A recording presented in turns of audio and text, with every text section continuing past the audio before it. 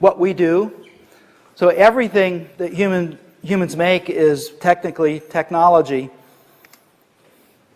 So I'm going to, and we have a different meaning for technology, so I'm going to change.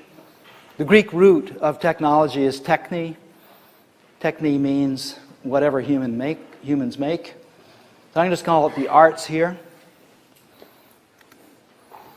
And in the arts we have tinkering. I'm going to do these in historical order.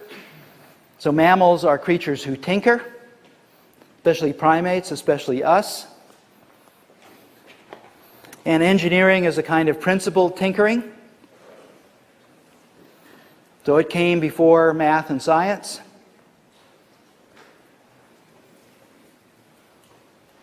What does it mean by principled if you don't have math and science? Well, if you build a building and it falls down, you just build it with twice the cross sections of all the beams. You don't need any math and science for that. If it doesn't fall down, you write it down in a book, and you wind up with this big cookbook. That, by the way, is the way Babylonians did math.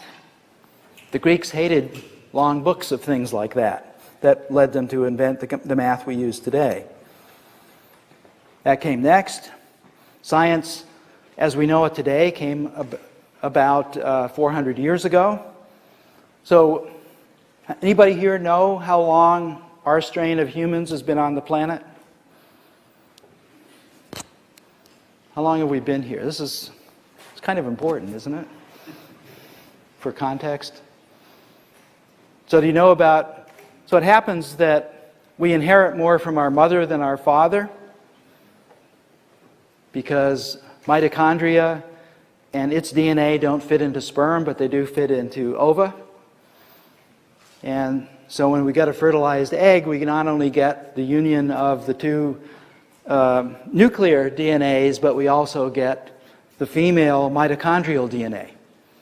And mitochondria are little bacteria that were captured a long time ago to help with energy production in cells. They were originally separate organisms. So it turns out you can actually run computer simulations on the amount of change in the female line of humanity. Should do this sometime because it's kind of interesting. And it turns out that if you run it back, we were all descended from one female. Now, of course, there were other females around back then, but that female lived 192,000 years ago. So our particular strain of humanity has been here for about 192,000 years. Think about that. We only invented science 400 years ago. That's how dumb we are. Think about it. That's why IQ doesn't count. We never were smart enough to invent science. We blundered around amusing ourselves with stories for hundreds of thousands of years. So,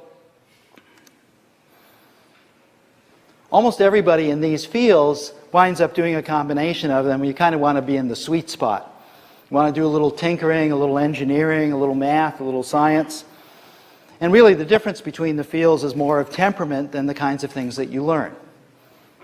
Some people are idealists, some are pragmatists. Now if we look at computing, it's mostly tinkering, a little bit of engineering, maybe a little math, hardly any science. And when we say engineering, we don't mean real engineering. Real engineering, the Empire State Building in New York was built in less than a year by less than 3,000 people, including demolishing the original site and occupancy. So it was built at the rate of 2 stories a day. The steel was still 110 degrees, 40 degrees centigrade, when it came from the factories in Pittsburgh to make the Empire State Building. That's engineering. So whatever it is we do is like maybe what Egyptians did, making pyramids, piling things on top of each other. But in computing, we could not organize 3,000 people to do a major thing in less than a year, right? Have you ever heard of it? Ever? No.